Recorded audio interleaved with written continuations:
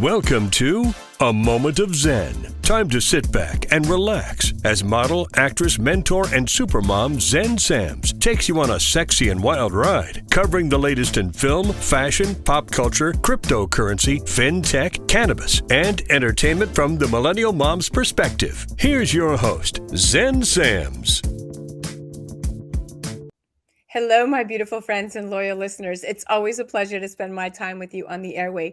Thank you for listening and interacting with me on social media. That truly does make it all worthwhile. Please make sure to follow me at Xen Sams. That's Zen with an X, not a Z. And remember that we're now on TV. Tune in at watch.kpmedia.tv and catch A Moment of Xen on the Impact Live channel Sundays at 11 a.m. Eastern. All episodes are now available on demand. We have such a great show lined up for you today in our influencer segment brought to you by OG Pay. We are featuring actor Austin Aaron, who played Luke Holiday in Netflix's very popular 13 Reasons Why. Now, Austin is currently playing former Lakers Mark Landsberger in the new HBO series Winning Time, which is the rise of the Lakers Dynasty. And he and I are going to be chatting career, mental health, and the LA Lakers. Now, today on My Healthy Minutes, brought to you by CALDWELL SOAMES, we are featuring Amy Kennedy, Education Director of the Kennedy Forum. And today we are chatting about the recent headliner that 21% of U.S. adults suffer from mental health disorders. That's right. That's more than half of all U.S. adults that are going to receive mental illness diagnoses in their lifetime. And this is according to the U.S. Center for Disease Control and Prevention. She's here with her expert advice. In another Crypto Frontier segment, back again by very popular demand. This week, we are featuring Drew Taylor. He's a blockchain innovator, investor, and host of the Wild West Crypto Show. Today, we are chatting about how GameFi is becoming the next Silicon Valley for investors, what the cryptocurrency tie-in is all about, and will 3.0 pave the way for the creator economy. Web 3.0 is the craze now. In our culinary and wine segment by Bice Cucina, I am heading there and we will be coming to you live. What is it about Bice Cucina Midtown that keeps patrons coming back for more? Is it Peter's warm and caring ways? Is it the ambiance, the food, the fabulous cocktails, or the celebrity sightings? I'll be speaking with Peter, who is a celebrity himself, and chatting about what it is that has kept Bice Cucina a New York staple for all these years. Stay tuned. We'll be right back with our influencer segment featuring Austin Aaron, brought to you by ogpay.com. You're listening to A Moment of Xen right here on 710 WOR, the voice of New York. We'll be right back after this. A Moment of Xen is brought to you by CALDWELL SOAMES Incorporated, investing globally in transformative businesses like Original Digital Corporation, or ODC. ODC develops advanced consumer and commercial fintech solutions such as OG Pay, which will transform the way you manage your money. From sending and receiving money globally for free, paying for goods and services in person and online, pay bills, buy and sell digital currencies, all while earning interest. OG Pay is easy to set up, FDIC insured, and your information is secured. Check out ogpay.com. Welcome back, my beautiful friends. You're listening to A Moment of Xen right here on 710 WOR, the voice of New York. I'm your host, Xen Sams. Coming on in just a few, we have our influencer segment brought to you by OG Pay. And today we are featuring actor Austin Aaron, who played Luke Holiday in Netflix's very popular 13 Reasons Why, and is currently playing former Lakers Mark Landsberger in the new HBO series Winning Time, the rise of the Lakers Dynasty. Now, circling back to 13 Reasons Why, when the first season was released back in 2017, it earned some positive reviews for its amazing portrayal of teenagers and in the difficulties they confront in today's modern environment. But soon after, 13 Reasons Why fell under some rapid-fire controversy for its inclusion of a graphic suicide scene, which was ultimately removed by Netflix. And after 4 great years, at this point right now, it is not going to be renewed for a 5th season. And I would assume it's because there is a pricey drama and the cast received many raises thus far. Netflix is also paying a large licensing fee because the show is also produced by Paramount TV. But Austin just has has quickly moved on to his next big gig. He's currently playing Mark Landsberger in the new HBO series Winning Time. And for those unfamiliar, Mark was part of the Lakers team that won NBA championships in 1980 and 1982. And this is quite different and a transition for Aaron from 13 Reasons Why to such a tough physical role and much more comedy involved than the drama-filled 13 Reasons Why. And here to chat career, love, and life is the Austin himself. Welcome to the show, Stunner. Thanks so much for having me. Absolutely. You look fabulous. You look like you stepped out of a magazine shoot. Okay. Thank you. I'm so excited to chat with you. So congrats on, a great 4-year run with 13 Reasons Why. Let's chat mental health awareness and how the show aimed at really reshaping awareness and teen suicide. So this is an interesting fact. So per the CDC in 2018, Austin, suicide rates for people ages 10 to 24 skyrocketed by 60%. And suicide is now a leading cause of death amongst youths aged 10 to 19. So given this catastrophic trend, is Hollywood's effort to normalize its depiction of mental illness, centering at least some stories on the millions of adolescents who cope with clinical depression, self-serving? What do you think? Yeah, I think I did a really good job of just, getting people to talk about mental health. Because I know when I was in college, my first 2 years, I played football at UC Berkeley North, and I was totally depressed. I hated what I was doing every day. I was doing something I didn't love at all. So, decided to give up football and go right there because I realized I love entertaining. And so I dealt with anxiety, depression my whole life.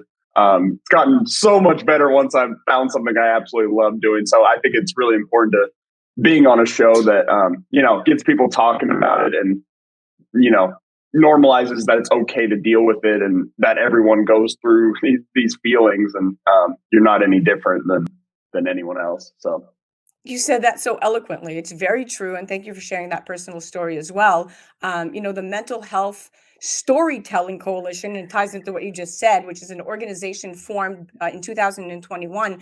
They launched the Mental Health Media Guide, and it's a resource for those working in entertainment to support telling more authentic, nuanced and safe portrayals of mental health, so to speak. So, the show did just that. So I have an interesting perspective here, and I want you to weigh in. So as an actor, right, it's your job to bring truth to the lines, either through method acting or through Meisner tech. What was your process in 13 Reasons Why, other than, your close brush with your own, personal circumstances? It's pretty funny. So 13 Reasons Why is supposed to be one line on one of the episodes. It's jock number 3, I think it was. And then they heard I could play football because I played football at Cal. And they're like, hey, we need you to actually coach some of our actors and also be the quarterback for a scene in the end of episode 2. So did that. And then I got a call, I think a few months later that, hey, they want to actually have you audition like for a role on the show. So I'm like, okay, cool. So I did that. And then I found out like a few weeks later that your name is now Luke Holiday. You're going to be recurring in all the episodes for season 3 and season 4. So my process was just, let's go try to be myself as much as possible because this role was literally created because I think they like what I did. And obviously they made Luke Holiday kind of more misogynistic than I'd like to be. But no, a lot of it was just go out there and just be myself and good things will happen. I love it. So this was a transition. So now in this current project, you play former Lakers Mark Landsberger in this new HBO series Winning Time, which is the rise of the Lakers Dynasty. And Mark was part of the Lakers team that won the NBA championships in the 1980 and 1982. So let's chat. Did you know of him beforehand, before this audition? Because I sure didn't. Not a clue who he was. So I went on a deep dive to figure out who this guy is. And actually, he reached out to me and my wife a few weeks ago on Facebook, and he said he loved the show. And so we talked for about 2 hours on the phone, and now we're like pretty good friends. It was his birthday the other day. Now he's my favorite ball player of all time. But had not a clue who he was when I met him. That's so interesting because the show really chronicles the rise of the Lakers dynasty, and there are so many major players in this. What was the audition process like for you? Have you ever been told that you look like him in the past? Because you're a dead ringer. Thank you. No, not at all. But in 2019, I I did the audition for Landsberger, and yeah, I didn't hear back, and I was on 13 Reasons Why at the time, so I'm like, okay, it's whatever. You don't hear back on a lot of auditions. And then next year, 2021, March time, I got a call from my agent that, hey, they're opening up this role again, and they want to see you in a producer session. So I just hopped right into a producer session with Max Borenstein, Rodney Barnes. It was a lot of improv. It was a lot of like kind of them giving me, material on the spot to see what I could do. Yeah, so did that. Found out a week later, I thought it was going to be a smaller role or like a month's work or whatever, and told me no, Landsberger's now a all episode series regular. You got a week to move down with your wife. So it was an absolute dream. I'm still pinching myself because we're starting up season 2 pretty soon. So yeah, I it was crazy. It sounds so much fun. I mean, you are acting alongside some of the, pretty big legends, John C. Reilly, Adrian Brody, Sally Field. Yeah. Who was it intimidating to work with all of these greats? Oh yeah, yeah, it was crazy. But I mean, coming from 13 Reasons Why, I did scenes with Derek Luke or Brenda Strong or did one with Gary Sinise. So yeah, I'm used to working with some big names, but these were like, oh, I show up first day and Jason Clark's calling me out in the scene or Adrian Brody's there, and I'm just like, what is life right now? So but they could not have been sweeter. Jason Segel, we became pretty good friends because he was kind of like a mentor to me. So yeah, no, they're all the greatest people to work with. Well, you seem very blessed, and I find it quite interesting that you were a college football player and then, you segued into acting. Was that serendipitous? How did that happen? I played a year and a half at Cal, I think, as a wide receiver. I played when Jared Goff, he was our quarterback, who's quarterback of the Lions now. But yeah, no, I got to the next level and I realized I'm not very good. There's guys running just way past me. There's guys stronger than me. And I also don't like hitting. And at the next level, you really got to be aggressive and love hitting. So I'm like, I enjoy getting the fans hyped up and getting, for my redshirt freshman year. So I'm like, I love entertaining. I don't like football anymore. Like I love sports, but not football to take it to the next level. So yeah, always had a dream about being an actor. I'm like, let's go for it while I have no money and don't have to provide for kids and everything of that comes with that next chapter. You are the universe is just opening up for you, Austin. I mean, like sometimes you walk down the path and you're like, look, all these great opportunities, but obviously it's a culmination of your hard work, your preparation, your commitment to your craft. So, which is interesting because you must be doing a lot of physical training for this role, and you've come from a very athletic background. What is it like to prepare for this? Oh, it's brutal. We're starting up training for season 2 in the next week or so. But yeah, we showed up to basketball training first day last year, and Don Ravin's our basketball coach, and he had coached Steph and LeBron and every great basketball player you can think of. So we show up first day, me and the guy who's playing Magic and Michael Cooper, and yeah, we're actors, but we're gonna try our best, and yeah, hopefully good things happen. But yeah, we've all gotten a lot better at basketball. I think we have, but yeah, I learned how to dunk, so I guess that's cool. There you go. Well, once an athlete, always an athlete. Okay, we have about a minute left in the segment here. Let's talk about married life and your beautiful wife, Kristen Aaron. Okay, so you recently got married. Your whole entire ceremony process was featured in People's. Very, kudos to you. That's a great way to kick off married life. Let me tell you that, buddy. Yeah. Big brownie points there. Kristen's probably loving that one. And she's gorgeous and beautiful herself. How has it shaped you and changed you to now be married? You have about, let's say, a minute. Our ceremony could not have been better. It was like the end of November and like this fall weather, and it was 75 degrees and perfect in Napa Valley, which is my hometown. And yeah, it was just magical with all our best friends and family. And yeah, no, life has not changed at all. We still drink tea with our cats and watch The Office every night. And yeah, I'm just wearing a ring now, so that's great. But yeah, no, we're best friends, and yeah, I'm so pumped I get to keep doing life with her every day. So yeah, Oh, it's you great. are Hallmark commercial. I can't. I can't take it. It's you just melted my heart. Oh, You and Kristen are two peas in a pod. Well, we're out of time, and I wanted to thank you so much for coming in and what a great interview. It was so much fun. It was one of the lighter ones, but I had a great time chatting with you. oh, thank you so much for having me on. Absolutely, guys. Definitely check out Austin. He's on the gram at Austin Aaron. And make sure that you check out this new HBO series called Winning Time. Very, very cool stuff. You're listening to A Moment of Zen right here on 710 WOR, the voice of New York. Our influencer segment to you was brought by OG Pay. We'll be right back after this.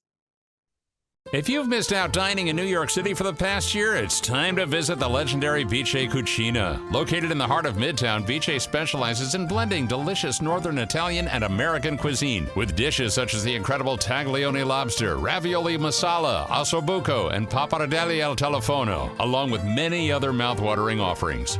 You deserve a great night out. Call Vice Cucina 212-757-2600 or online at vicecucina.com.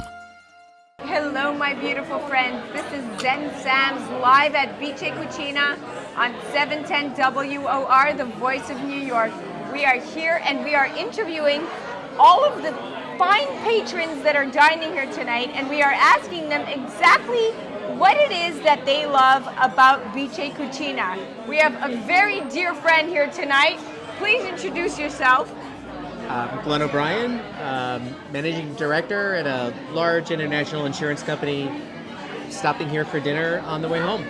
And tell me, Glenn, what is it that you love about Vice Cucina? Oh, I've known Peter a long time. This is just one of the places where you go to when you really want just a great meal. Like when you're really looking for something great, this is where you go. So been eating here a long time, and whether I'm here or in other states, I always try to figure out if I can get to one of Peter's locations. Exactly. Getting to one of Peter's locations is probably your best bet to having good food and good alcohol, right? We are drinking some really good white and red wine right here tonight at Vice Cucina in Midtown. And I will say to you that my favorite dish, particularly, I don't know about you, Glenn, but I love the octopus carpaccio. What's your favorite dish? I have to go with the orecchiette. It's my go-to. It's my comfort food. So Peter knows that. He likes it too, so it's my favorite thing here. Yeah, those are comfort foods that we talk about here in New York City as New Yorkers, and even for the intakers that are coming here to visit Vice Cucina in Midtown, primely located right by Rockefeller Center, right by all the amazing, amazing attractions New York City has to offer. And more importantly, when you're thinking about fine dining, you are probably getting intimidated because you're thinking that I can't afford some of these New York City price pockets, but you know what? At the end of the day, Vice Cucina offers some incredible dishes for a very, very reasonable price. At the end of the day, when you come here to Vice Cucina, Glenn, tell me, aside from the amazing dishes, what's your favorite cocktail?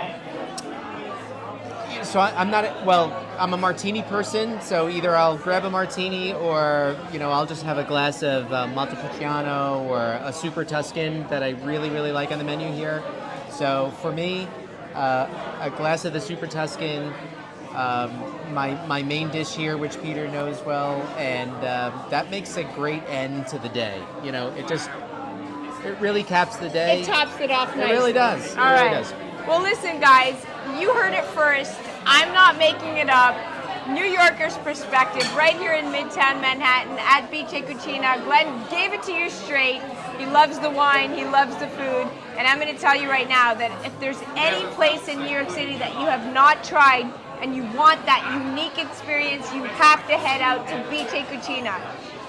Make sure you come down here. We're on 55th Street, right by 5th Avenue. Restaurant owners are here to stay. So Peter Guimaraes, tell me what it is that you are doing differently than everybody else that has led you to stand the test of time. Well, thank you, Zen. So, restaurants have lost what it means to to be hospitable, right? You get these sushi restaurants, these shishi restaurants, I should say, and they look you up and down at the door. Oh, we don't have a reservation. They're not friendly. At Beacha, we always try to find a table for you. If we're packed, we're going to make room for you. And we need to bring back the hospitality of the restaurant business. As you can tell behind me, it's Thursday night, and we're fully booked, fully packed. But we always have room for somebody else. I love that hospitality is one of your focal driving points right here at Beacha, because I know that when I walk into a restaurant and the immediate answer is, sorry, there's not enough space for you, I immediately feel extremely offended as a New Yorker, because you know what? New Yorkers at the end of the day pride themselves on picking and choosing the restaurants that we dine at. So if I'm coming to Beacha, I want to know that Beacha has enough room to take me, and I love that you are always finding space for whether it's a New Yorker or a tourist. You always are welcoming them with open arms. So, we have a go-to that we go to, and it's when people arrive and we don't have any more tables, the first thing we say is, we do not have any more space right now, but if you're patient with us, if you want to grab a drink at the bar, we're going to find you a nice table, we'll come and get you. And a lot of places don't do it that way. A lot of places, they turn you away, and it's frustrating. NYU's graduation this week, and you have families walking in. They're from all over the world. They don't know that you need to make a reservation in Midtown.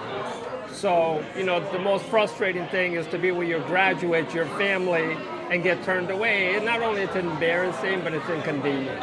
So we try to alleviate that. It's so inconvenient, and then when I walk into a very crowded place like Beacha right here on a random, weekend, and I look at the crowd and I look at the classness of the crowd, I tell myself that these are sophisticated individuals who are dining at a really good restaurant, and they're also expecting a certain amount in return, whether it's good food or good drinks or good fare or whatever it is, good attitude. It's something that you don't typically get in New York City any longer. So I commend you for being able to not only pull off incredible food, but being able to pull off an incredible wait staff that is always here to greet you with open arms. And that is key, Peter. You are so right. Thank you. And also, what I love is I'll have diners come to me 3 days in a row. Now, I'll be honest with you. If I'm in Rome, if I'm traveling, I'm not going to go to the same restaurant 3 nights in a row. But I have so many people that come to me and they say, we just love the food, we just love the ambiance. Your staff was so amazing that we decided to come back a second time. And I always have a joke on with people that, on your third dining experience with us, we give you a Beacha t-shirt. So I have all these people asking me for Beacha t-shirts, but I really don't even have them, but I might have to start doing them. It's just a joke, but I think people actually want a Beacha t-shirt. I want a Beacha t-shirt. I will wear it proudly because I've been coming here for at least 1 year, because you have been one of the most incredible platinum sponsors of our show on 710 WR, the voice of New York. And of course, Beacha Cucina is a staple right here in New York City. And they embody everything that good food and good alcohol has to offer. Because at the end of the day, when you are serving up your clients, you are making sure that we are leaving with a full belly and a very good attitude. And at the end of the day, when you come to Beacha Cucina, that's what it's all about. So thank you for being an incredible sponsor, Peter. Well, thank you, my love. Listen, guys, you have to check out Beacha Cucina. Head to their website at beachacucina.com, but more importantly, check them out on the gram at Beacha Cucina Midtown. That's their IG handle. And make sure you check out Peter Guimatis. He's at Peter G for NYC. You're listening to A Moment of Zen right here on 710 WOR, the voice of New York. We'll be right back after this. A Moment of Zen is brought to you by CALDWELL SOAMES Incorporated, investing globally in transformative businesses like Original Digital Corporation, or ODC. ODC develops advanced consumer and commercial fintech solutions such as OG Pay, which will transform the way you manage your money. From sending and receiving money globally for free, paying for goods and services in person and online, pay bills, buy and sell digital currencies, all while earning interest. OG Pay is easy to set up, FDIC insured, and your information is secured. Check out ogpay.com. Welcome back, my beautiful friends. You're listening to A Moment of Zen right here on 710 WOR, the voice of New York. I'm your host, Zen Sams. Now, welcoming back to My Healthy Minutes, brought to you by Caldwell SOAMES. We are featuring Amy Kennedy, Education Director at the Kennedy Forum. And today we are chatting about the recent headliner that 21% of U.S. adults suffer from mental health disorder. Yep, that's right. More than half of all U.S. adults will receive a mental illness diagnosis in their lifetime, according to the U.S. Center for Disease Control and Prevention. In fact, many mental health conditions occur together, including depression, anxiety, attention deficit hyperactivity disorder, bipolar disorder, and even post-traumatic stress disorder. Then we have childhood and mental health, another major issue. Childhood is often believed to be a carefree period of life, with none of the stresses or anxiety that come with the difficulties of adulthood. The fact, however, is that mental health issues in children are very, very common these days.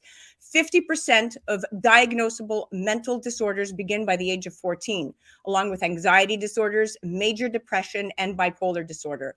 All that aside, children can be faced with developmental problems such as autism, Asperger's syndrome, and attention hyperactivity disorder, ADHD. And the truth is that when your child is affected by a mental health issue, the entire family dynamic is impacted. And here to chat some more is my good friend, Amy. Welcome to the show, beautiful mama. Hi, good to be with you. So nice to have you back.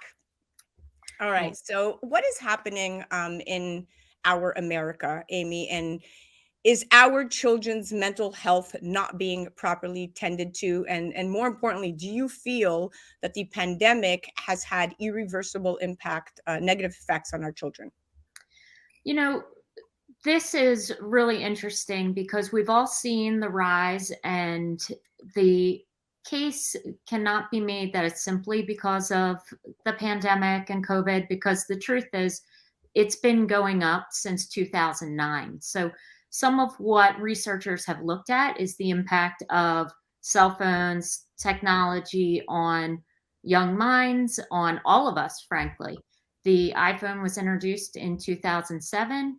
2009 is about when we started to see a real uptick in behavioral health concerns. And we're seeing a continuation of that. And while we've heard a lot of blame around social media, it's not necessarily that research shows it's just social media, but rather the lack of human connection, the changes in our habits and our daily routines that may be linked to our phone usage. You know, it's so interesting that you are saying this. You are reading my thoughts, because my next point that I was going to make was that over the last 3 decades, anxiety, depression, suicide, and self-harm have soared among teens. And in 2019, the American Academy of Pediatrics issued a report noting that mental health disorders have surpassed physical conditions as the most common issues causing impairment and limitations among adolescents. And that predates the pandemic. And it means there needs to be a very close examination of other possible factors, like you said, including, yes, social media. So this is not something, I mean, I think that the pandemic and COVID-19 and the lockdowns definitely, accentuated this. But I do believe, like you said, it has been going on for quite some time, which is interesting because, behavioral health disorders are common in the United States. We know that about 1 in 5 adults and adolescents live with a mental health disorder, and about all of mental health illnesses, right, begin by the age of 14 and 3/4 by the age of 24. So this is very young numbers. What is your, in terms of, what you're seeing, May is Mental Health Awareness Month, and approximately 1 in 6 children and youth have a diagnosable mental illness. What do you think we can do as a society, especially in the schools, to help really blanket our needs, the children's needs, because there is a lack of psychiatric care among the school system? Yeah, I think the focus now is really on connectedness. So we are talking about how kids can, one, be together. We know that during the pandemic that was worsened, but how can we be together, whether it's through sport, through other activities, through church and other institutions that will bring people together and make them feel a part of something bigger than themselves, and really combat that loneliness that is seen as the greatest factor for our deteriorating mental health. And also, schools could be doing things for screening, early intervention, and prevention. Some schools are adding the number of counselors, school psychologists, social workers to their workforce. Others are adding to their curriculum for just help-seeking behaviors. When we see that we're having some distress, do we know who to reach out to for help? So there are a few things the schools can do and are attempting to do. A lot of times they're using both the ESSER funds and IDEA funds to address the needs of our students, but it's going to be something that lasts far beyond the pandemic funds and will continue to be played out as we deal with both the addiction that we've seen as well as the depression and anxiety that we mentioned. Yeah, in fact, it's interesting that you're saying this, because when you look at the overall picture, so to speak, and you look at it from a bird's eye view, just taking a few steps back, and you look at these suicide rates, okay? Suicide rates are going up across the country, and the U.S. Preventative Services Task Force is pushing, to your point, to have all children aged 8 and older screened for anxiety, because children's mental health is being called a crisis and a national emergency. So let's go back to this screening. You have an 8-year-old child in school. What do you say to this? And is this screening a good idea? Because if we're starting to screen these children at 8 years old, then we need the proper practitioners to be screening them. So that involves a chain reaction of additional funding that we may not have. That's right. So the Prevention Task Force recommended these screenings, which simply means that insurance would need to cover it, so that it's not a cost share for the patients. Just like we would get a checkup or a school physical before each school year, this would be a checkup from the neck up.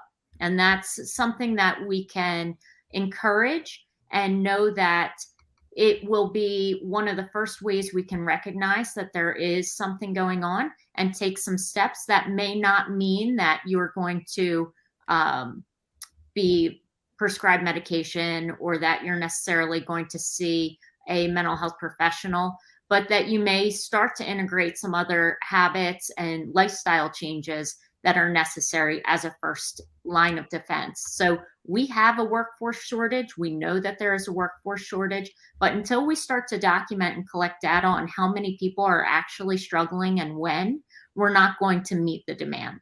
We have to know how big of this looming crisis we have on our hands in order to respond appropriately. And I know that once we start to do the screenings, we're going to be able to intervene earlier and earlier.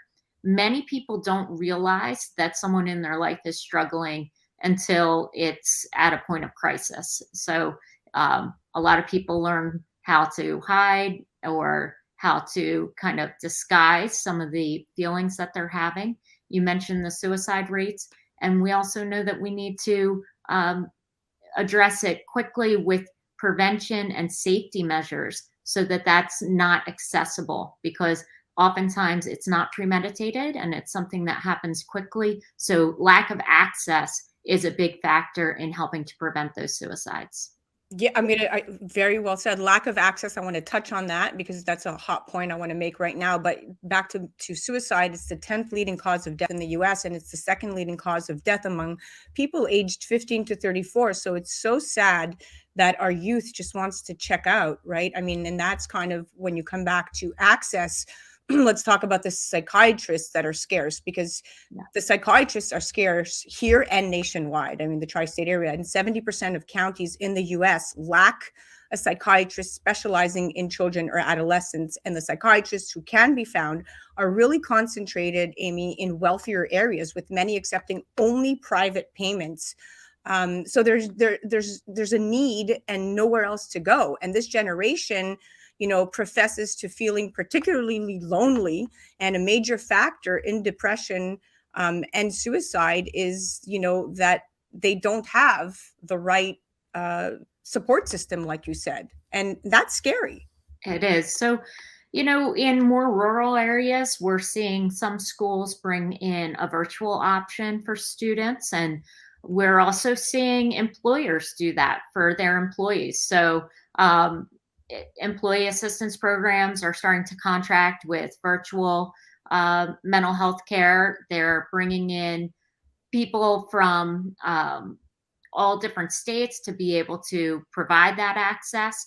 And we know that that can also be helpful with cultural competence. So being able to find a provider who looks like you or has a similar background, being able to find a provider that's available at your hours and your accessibility and time frame, being able to find somebody that's going to have your specialty, because not all treatment is the same and not all providers are trained in those same areas. So knowing that you're going to get the care that you need for the symptoms that you're experiencing will be really important.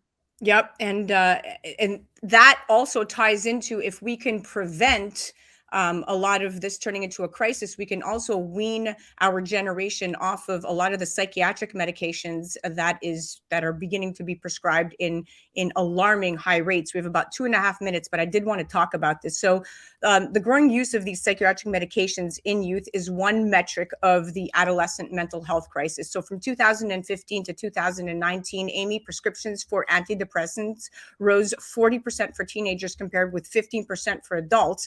And this is according to Express Scripts. These are stats on the internet, right? And Express Scripts is a major mail order pharmacy. Now, our health experts expressed alarm that this nationwide major psychiatric, widely prescribed drugs to children and adolescents are causing a counterproductive effect, in the sense that a lot of these antidepressants have been shown to increase the risk of suicide among children and adolescents. Prozac carries a black box warning of such risks. What do you say to this?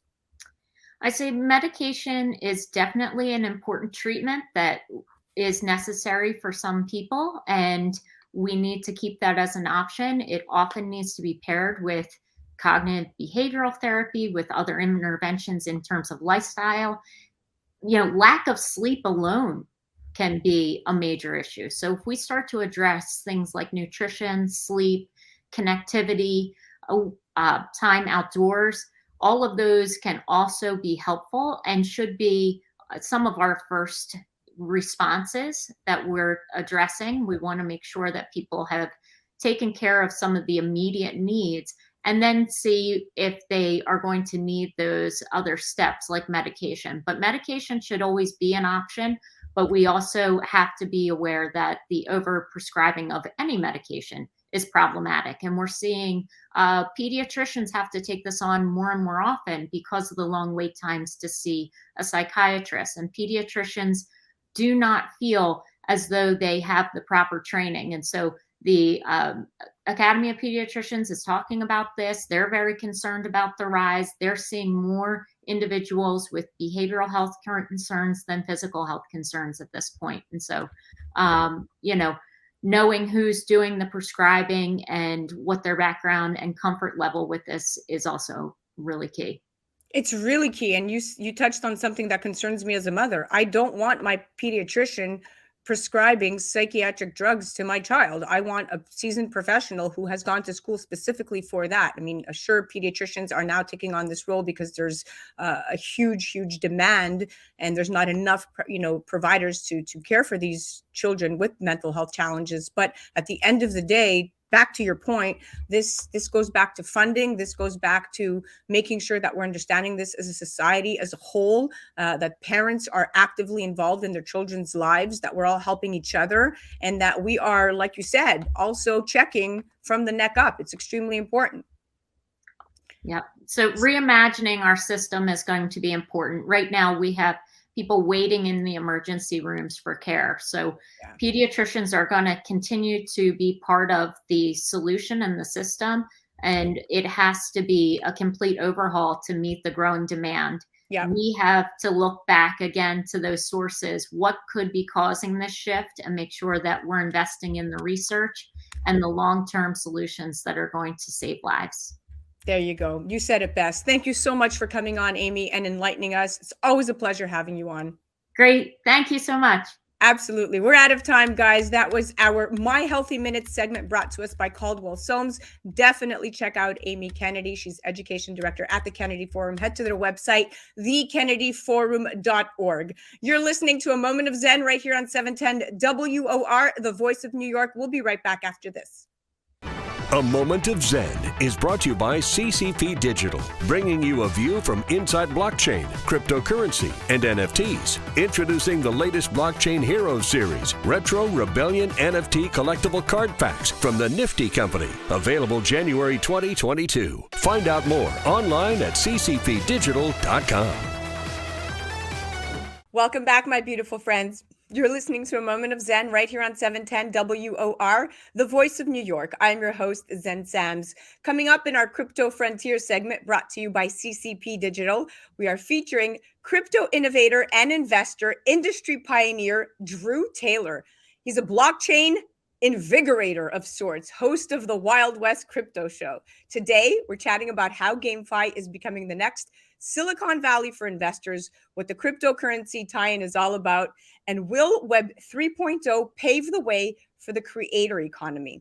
Now, what happens when you open the GameFi ownership economy to a gaming industry that can amass audiences larger than the Super Bowl? Well, you get a new class of creative entrepreneurs and Silicon Valley VC funds very eager to invest. Now, the video game industry is currently priced at around $180 billion, with the GameFi sector making up $21 billion of it. Now, if Web 3.0 is about to disrupt the industry as Web 2 did in the 2000s, then venture capital fund managers have a whole lot of reason to pay attention to the gaming sector.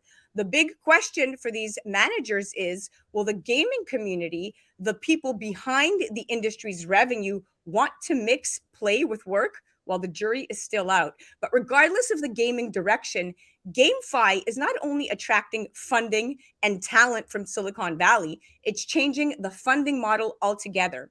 And when we speak of Web 3.0 giving rise to a creator economy, this is the juncture where it all goes down. Now, the creator economy, being a software facilitated economy that allows creators to earn revenue from their creations, is what you have to think about. To keep things into context and easy to understand for our listeners and viewers, examples of creator economy software platforms include YouTube, TikTok, Instagram, Facebook, Twitch, Spotify. You get the picture. And here to chat some more is Drew Taylor. Welcome to the show, Mr. Superstar. Thank you. And I certainly don't blurb all those, but I will tell you, having been in radio and television for 25 years, just being on with you, I feel zen.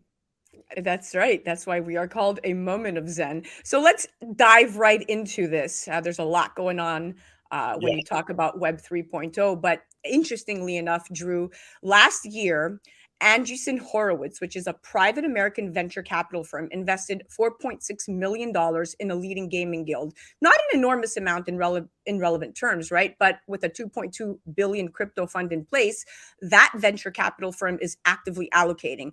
That is a largely untapped economic opportunity right now that's emerging in markets, and it's providing jobs by building essentially a virtual economy in the digital world. And the sector is making us all rethink and redefine employment. Is this the rise of the creator economy by default? What are your thoughts? Oh, it absolutely is. What we're seeing, and it's really interesting to watch this go on, and especially having been an early adopter. I got into the crypto space in 2013. I got into the online space in 1994, was building websites then. And, as an old guy, it's interesting to see my embracing of technology. But what we're seeing is a convergence of all these technologies that even when the internet started out, nobody really knew where it was going to go. And then we began to see the creator economy, exactly what you're speaking about, with YouTube and so many other platforms, with smartphones, technology, with Starlink and satellite internet. I mean, right now, every person out there, we have citizen journalism everywhere. We've got the communication between people. Now the planet has gotten itty bitty in the things that we're doing with the proliferation of the internet and even the ability to get on. It doesn't have to even be full-blown Wi-Fi. People anywhere in the world can communicate in real time. And so what we're seeing is the large studios, we see it going on in Hollywood and everywhere else, those are now being really kind of antiquated for people going out. The quality of even cell phones and stuff, the cameras and everything else are such that most people can go out, shoot something that is really production quality, edit it, and get it out there to the masses almost in real time in seconds. And we've never been able to do that before. Exactly. And then there's one case point of the creator economy, but keeping to in context with, blockchain and blockchain technology, some investors see the blockchain game world merging with the metaverse world and becoming its own economy. And there's a real opportunity for metaverse economies to empower their player bases across the globe in a way that we just haven't seen before in gaming. And it's one of those things that blockchain games seems to be doing, right? Making viable digital economies that are for players by players. What do you say to this? Well, no question. Matter of fact, we're seeing companies come up. NACL, which I'm sure you're familiar with. FaZe Clan is another one of those. Their NACL is actually doing curriculums in a number of different colleges. My little town of Kerrville, Texas, we have Shriner University. They are about to start a curriculum for gaming. But gaming isn't just teaching people how to go and do that. It's the entire ecosystem of this. So I'm working with a company right now that is putting in actually gaming centers across the United States, around the world. There's so many facets to that. The blockchain, absolutely. The currency and the digital currencies and the cryptocurrencies. Where in the old days of Mario Brothers, you would collect, ridiculous little tokens that didn't amount to anything. People are buying and selling land. People are buying and selling tchotchkes. They're making money. Gamers are out there making a living in this. And so the explosion in this gaming economy, but where I see this going, and I'm still trying to get my head around it. Xen, how much in the future is it going to be? How far in the future are we where personal contact is all like you and I are doing today, or largely like we're doing today, where we don't even see each other much anymore? Most of our relationship building is via this new wave. Exactly. And when you look at this new wave, the more that people come into these play to earn communities, the more value for the coins in those communities. And it's no different from traditional equity in that regard. The more people that buy Apple phones over others, the more value investors give to Apple. There's always the risk, of course, that Apple becomes the next BlackBerry, but kind of unlikely, right? So with all of these blockchain games, the one commonality is that there's strong communities, and the gaming community is extremely tight knit. So when you think about, all of these blockchain games are communities, and many of them are set up, they're set up specifically so players can earn cryptocurrency that they could exchange for fiat currency, hence real money. And this is really paving the way out of poverty for some, which brings me into the next point. So some investors really do see this is a huge opportunity. But when you have GameFi expanding at the pace it is, right? So right now, GameFi is expanding and really maturing. And to your point, what you just said about the traditional games, we have games are moving into a wider range of genres, such as role-playing games and first-person shooter games that have mass market appeal and are designed from the onset to deliver PlayStation-style gamer experiences. But over the past year, Drew, GameFi grew by 2,000%. And in the first quarter of this year, way before the Ukraine war and inflation cost sell-offs in the market, blockchain games raised about $2.5 billion in venture funding. Will that go kerplop? What is your expert opinion here? It won't. This right now, it's in its infancy still, I believe. I tell you that I just came from Austin at South by Southwest, and going into these gaming centers that they are putting literally in malls and everything else. They've got them in Dave & Buster's, a startup started about 2 years ago there.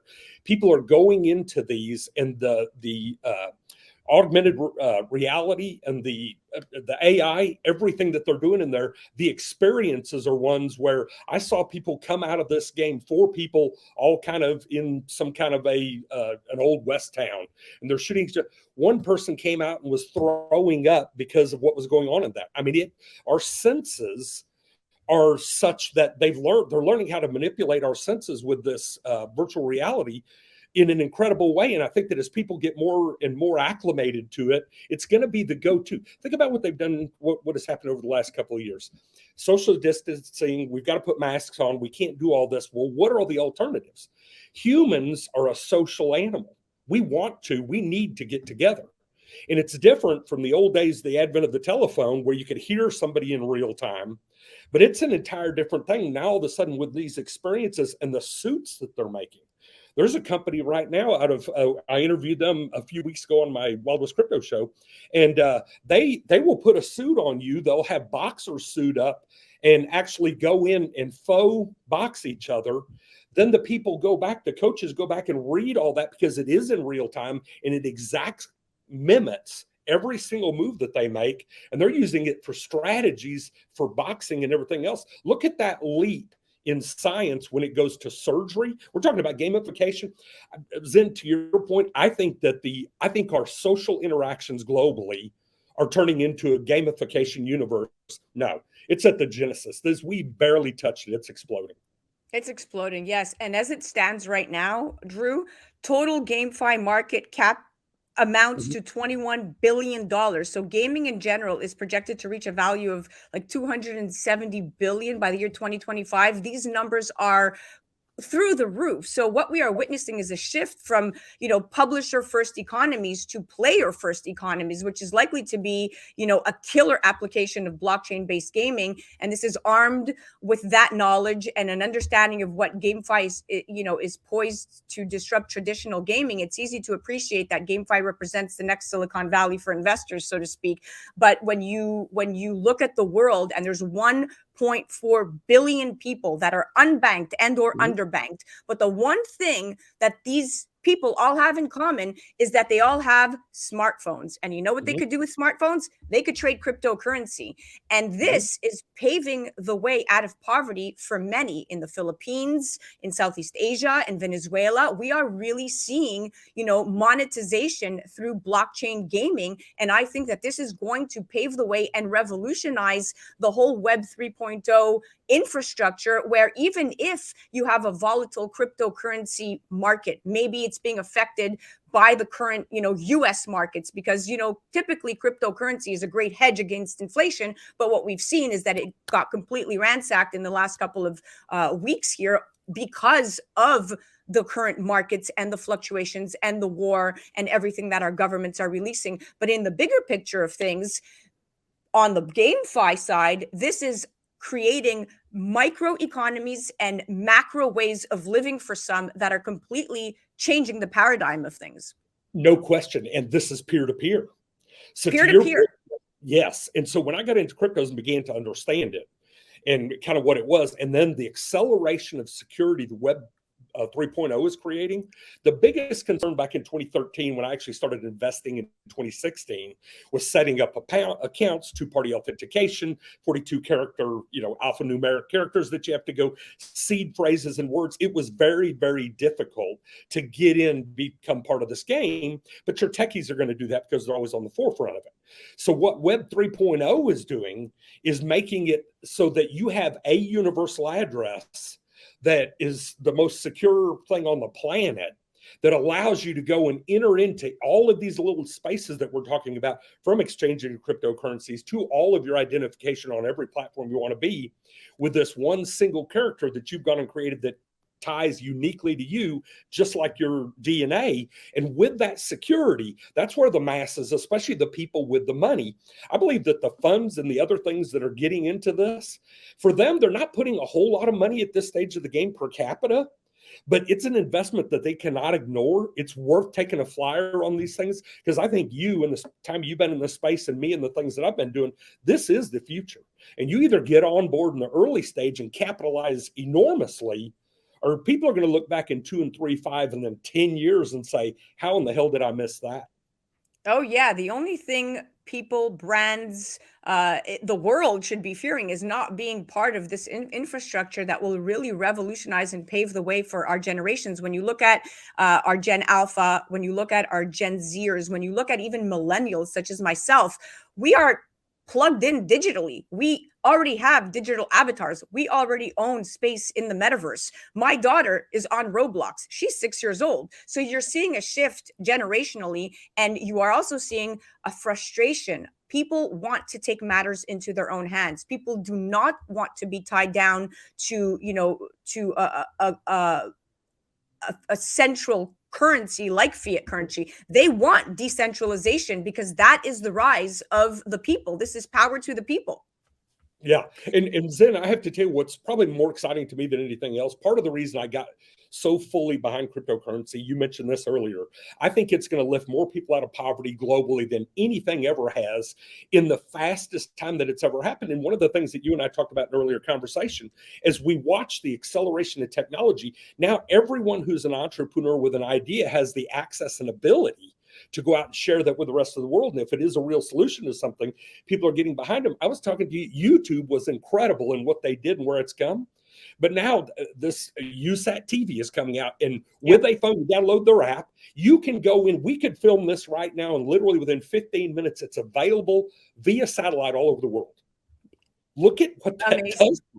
Yeah, in real time. Yep. Yeah. Well, listen, we are out of time. What an enlightening segment. It was such a pleasure chatting with you, my friend, and I want to thank you for coming on. Absolutely. Thank you very much for having me. Let's please keep in touch. There's so much going on. And those of us that are kind of in the forefront of that, let's keep sharing the thoughts and ideas so that we can ride this acceleration. I'm very, very excited. Amen. You said it. Rise to the creator economy. That was Drew Taylor. You definitely have to check him out. WildWestCryptoShow.com. Again, Drew Taylor, WildWestCryptoShow.com. That was our Crypto Frontier segment brought to you by CCP Digital. You're listening to A Moment of Zen right here on 710 WOR, the voice of New York. We'll be right back after this. A Moment of Zen is brought to you by Tempus, the next generation of the engagement economy, allowing people to make money on their data and earn cryptocurrency for the time they spend on things they already currently love to do. With Tempus, brands will have the ability to pay you directly for interacting with apps, watching videos, playing games, and more. Tempus, the time is now. Engage and earn. A Moment of Zen is brought to you by Revere Securities. Revere is committed to building a relationship of trust in which they work closely with you to help you define your objectives, explore alternatives, and choose the financial and investment strategies that are most appropriate for you. Go to reveresecurities.com. Well, that's a wrap, my dear friends. Remember to join me right here on 710 WOR, the voice of New York, every Saturday night from 9 to 10 p.m. or go to 710WOR.iHeart.com/A Moment of Zen. Remember that we're now on TV. Download the KP Media TV app on Roku, Amazon Fire, Apple TV, or Android TV, or tune in at watch.kpmedia.tv and catch A Moment of Zen on the Impact Live channel Sundays at 11 a.m. Eastern. All episodes are now available on demand. Thank you for listening to us. It has been an absolute pleasure being your host. Thanks again to all of our sponsors. And remember, happiness is the only thing that multiplies when you share it.